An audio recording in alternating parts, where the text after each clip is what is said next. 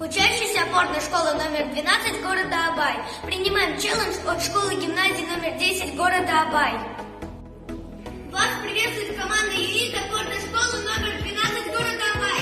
Родители, ремень безопасности вы детям пристегните, если печали и горе знать не хотите. Дорогие папы и мамы, повторяю вам прямо утром, вечером, будьте нас примерно суток. Поэтому скажите себе стоп, когда вы переходите с нами дорогу в неположенном месте.